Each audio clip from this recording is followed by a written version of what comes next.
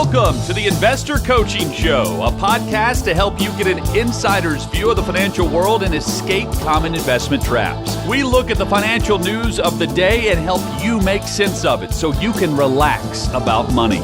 And here's your host, Paul Winkler. All right, here we go. Paul Winkler, Evan Barnard. Like Evan said, you got a question for the show, you can send something off to us.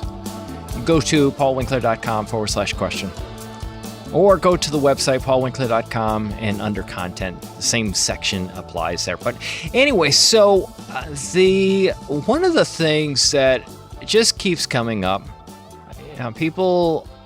a lot of people invest in something they get excited about. They hear this story about something that has gone up a lot in value. When did we hear about Beanie Babies? After they jumped up a whole lot in value, right? Yeah. How many different dolls were there out there? Isn't that a doll? Am I right? Is it a doll? Yeah, I don't even know. It was a little, I'm so pathetic. About a handheld stuffed animal. Yeah, you don't typically hear about something unless it does. I mean, how many different cryptocurrencies? Well, even the Wall Street Journal made their own cryptocurrency, and a lot of different places. Good grief! I mean, how many different cryptos are there? Like thousands of them out there. You just don't hear about them until something does well or goes up. It was Dogecoin. The whole idea was just set up as a joke. And it went up in value, right? It was set up as a joke and people bought it. And that's all it takes is just people to jump on board. But there was this guy talking about the long Bitcoin decline and being asked about that. And it always amuses me to hear people defend something that, that they're really, really, and they have a dog in the fight. They really have to make sure that somehow they can increase demand on these things. It's kind of like these commercials where they talk about, you need to invest in this stock. You need this stock is going to triple. It's going to triple in value. You need to invest in it. I'm sitting there going, why do you want me to invest in it? Don't you want to keep this secret to yourself? I mean, if it triples in value and I drive up the price, oh, that's what you wanted me to do. You own it already and you wanted me to drive up the price. That's why you're telling me to invest in it. Oh, okay. This makes sense that you're really, really pushing people to buy this thing because it drives up the price when I actually give you more demand, right? And that's really that's what happened with Beanie Babies. Oh, well, sure. Yeah, absolutely. So this is the conversation on CNBC. All right, everybody, take a look at Bitcoin prices. It is off of its lows from earlier this month, but still down more than 20% this year and closer to 40% from its all-time highs. Joining us right now is John D'Agostino. He is Coinbase's head of institutional strategy. And John, what's happening? What would you describe for the setup for why we've seen this decline? So it's a setup we've seen multiple times before. And not to go back to history again, but you don't even have to go back 10 years. You go back 10 years, the returns are just silly, right? If you held the S&P for 10 years, you made about 2.5 times your money. If you've held gold for 10 years, you made about 3 times your money. If you've held Bitcoin, you've made about 11 to 15,000 times your money. And that's how people get pulled in. They hear that and they go, wow, what just happened in the past, that's going to continue to happen in the future. Yeah. We actually create a pattern in our minds of it continuing to go up in value. When we look at tulip bulbs, I mean, let's go back to that. We talk about the tulip bulb craze and how much did tulip bulbs, which we clearly look at going, that doesn't make a whole lot of sense. Right. Yet they went up significantly. Like 2,000% or something. Oh, yeah. Or the South Sea Bubble. Now we're talking about a real company with the South Sea Bubble, South Sea Trading Company.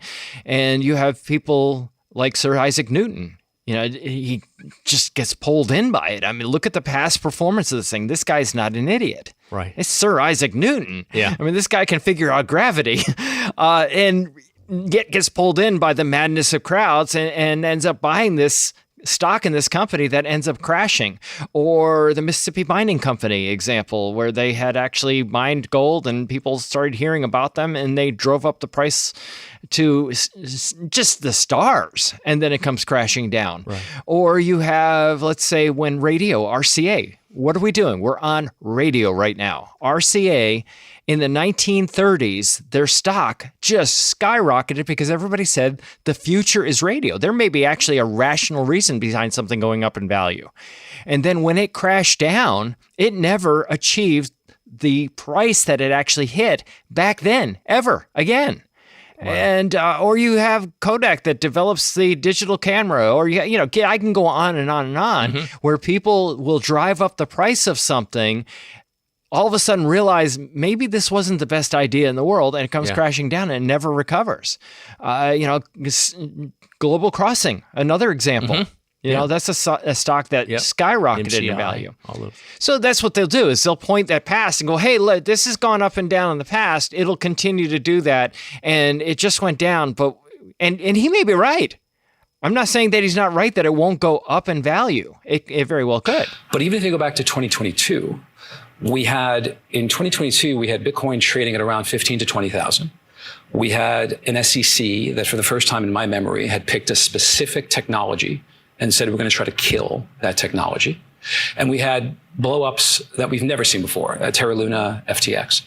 Fast forward 3.5 years later, about the time it takes for a Paramount deal to close, we've got $65,000 to $70,000 Bitcoin. We've got a friendly administration. That's what I was going to say. With a friendly administration, it's surprising to see a pullback back like this. And I thought we were getting to the point where Bitcoin prices were going to be more stable. Yeah, people thought it was just going to take off. And then now she's saying, I thought it was going to be more stable.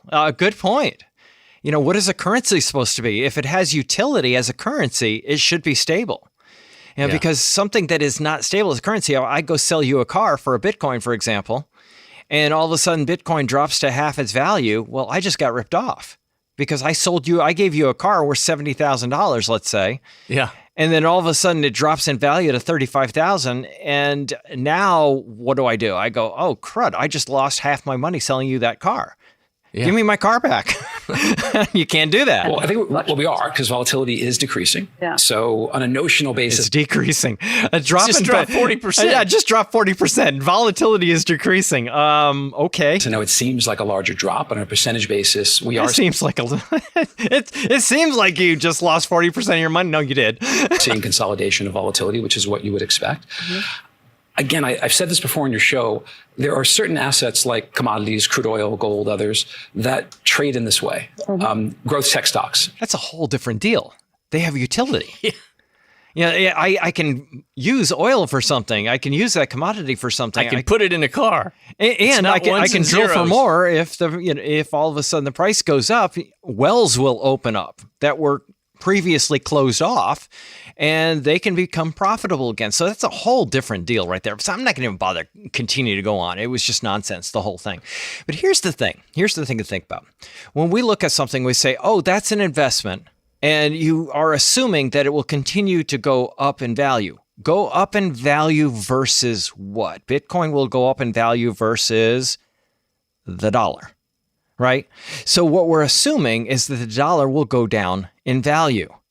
So if we look at Bitcoin and say, I have, a Bitcoin and I have dollar, and the Bitcoin goes up, that means it takes more of my dollars to buy the Bitcoin. Yeah. So therefore, that means that the dollar will drop in value, is really what we're talking about compared to that.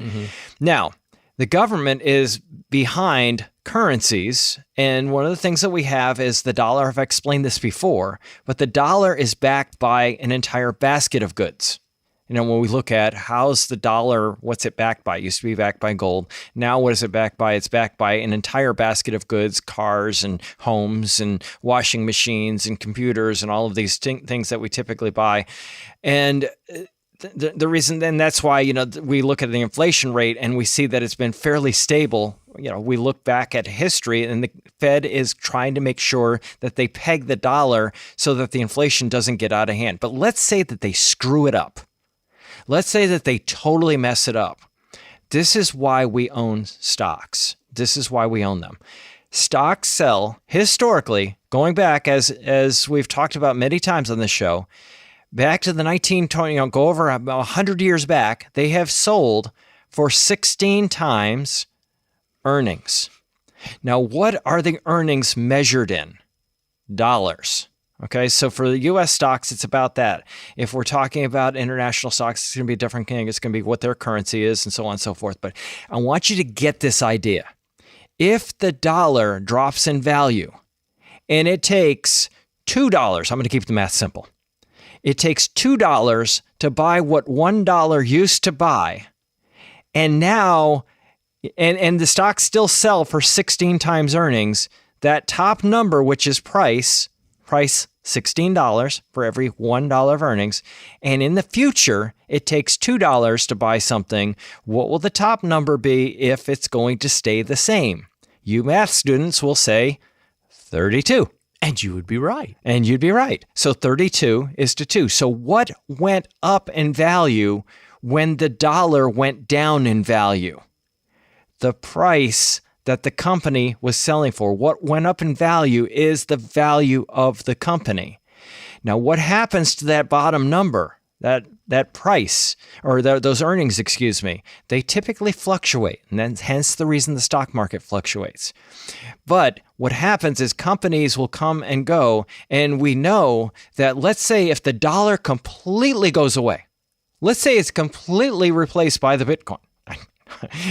I don't think so, but let's say it does. See it. Okay?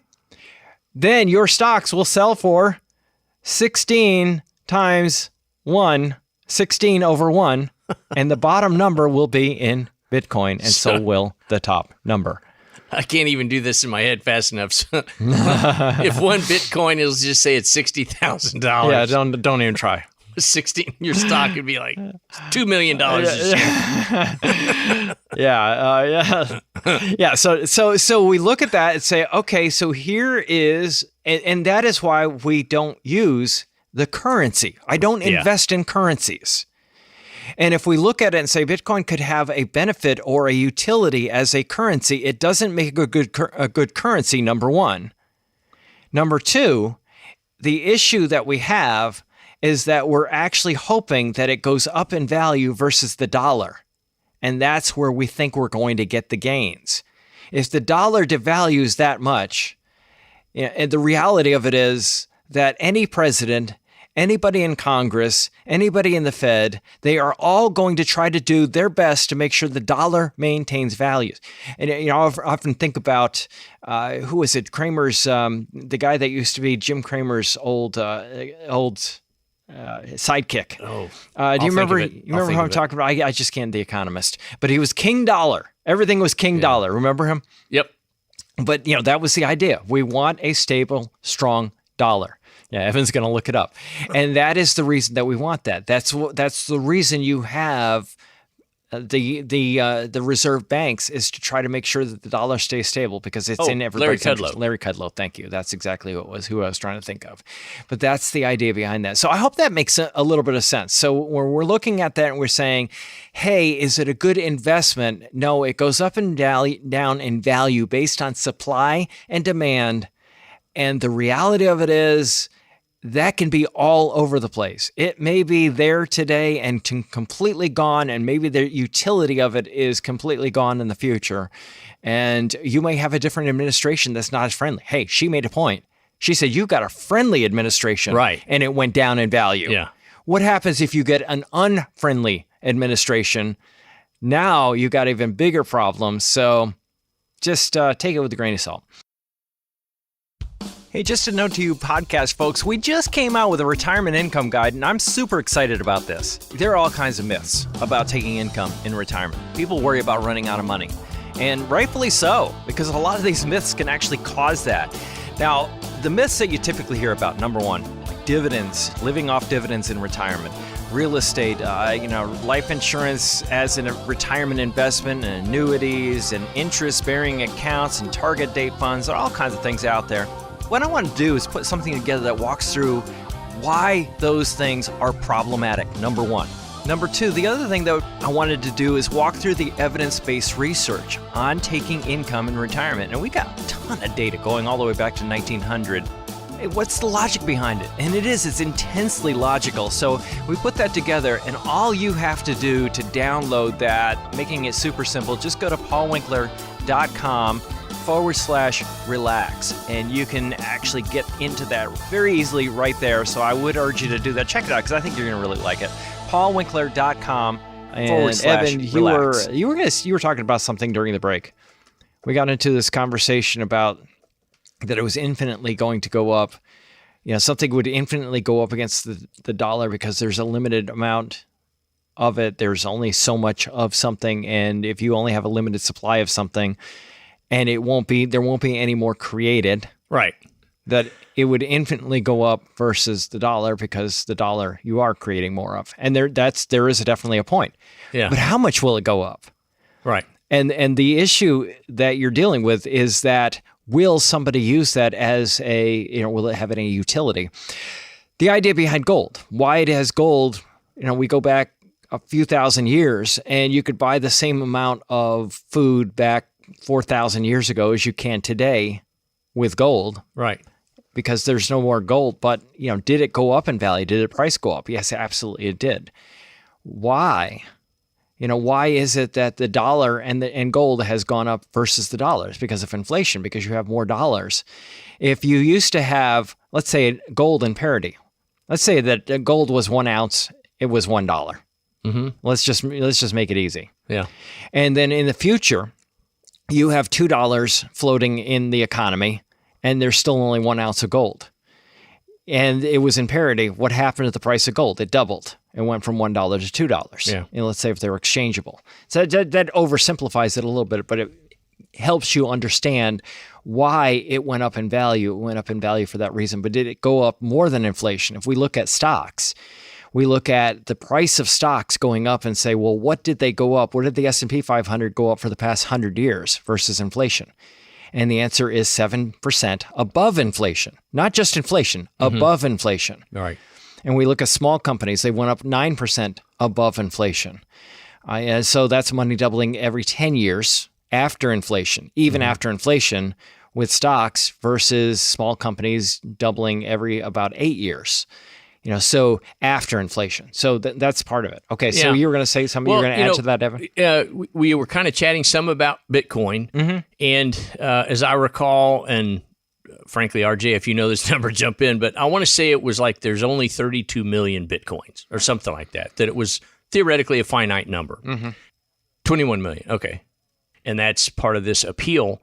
And we were talking about, well, there's only a finite amount of gold. And I was just saying, well, you can actually extract more gold. And in the short term, when you talk about this, gold is to me, it's a fear play. When you see a price go to $4,000 or $5,000 an ounce, frankly, anything, all of a sudden. And there was an interesting segment on CNBC last week, actually. And they were talking about the price of gold stocks. And so the mining companies, whether it's silver, Newmont was just a example they were using in the show.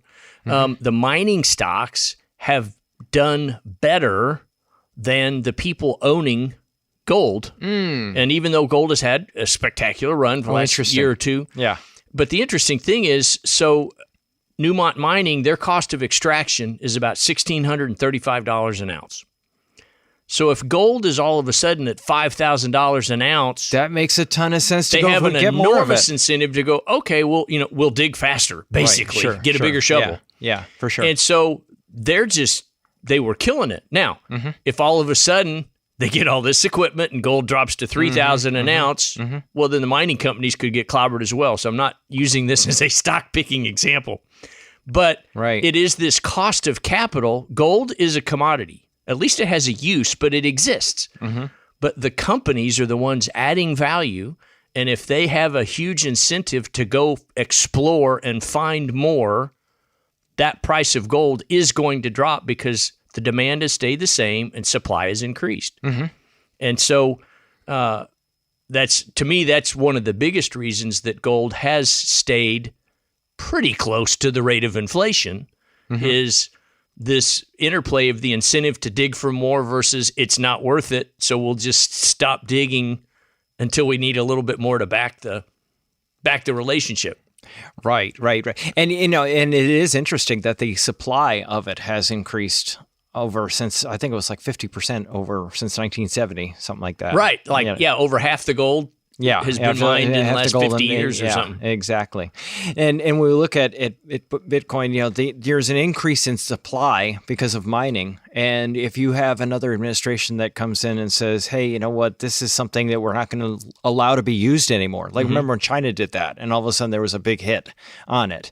And the reason being is that a lot of the use of Bitcoin is for nefarious uses. A lot of fraud. I mean, look at the whole thing in the kidnapping case in Arizona. Yes. So you look at that and say, well, what if all of a sudden you have this an agreement around the world where, no, we're not going to allow the use of this type of thing. It is not going to, and all of a sudden now we won't accept it. There are companies that will accept Bitcoin for purchase of things, but a lot of companies have done it in the past. They set it up as something that could be used for purchasing things, but once they saw the volatility, they said, no, we can't do this anymore. Yeah. We're not going to accept it anymore. And you just have to depend upon other countries around the world. Now, will another administration, kind of like what China did, say, no, we're not going to allow this? And then what happens to the value at that particular point? Yeah. So that's it, but it's not even looked at as anything utility as far as an investment goes.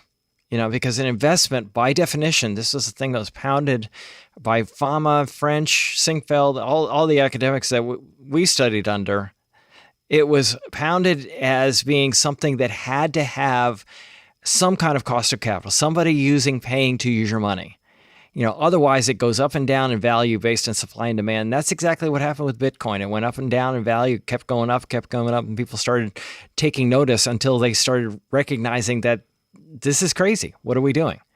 Numbers and zeros. You have people that forget their password and all of a sudden their Bitcoin is gone. Yeah. and their wealth goes away. And you think, wow, how scary is that? So anyway, to me, that is one of those things that just never will make it into my investment portfolio anyhow, anyway. Won't do that.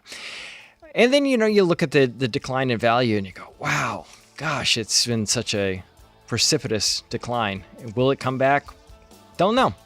You don't know whether it'll come back, what'll happen, whether it'll go up or down in value. And there is not this big drive, especially and recently we've been seeing the dollar coming back to some extent, because of the fact that we have a currency that is backed by not just one thing, it is backed by an entire basket of goods all around the world.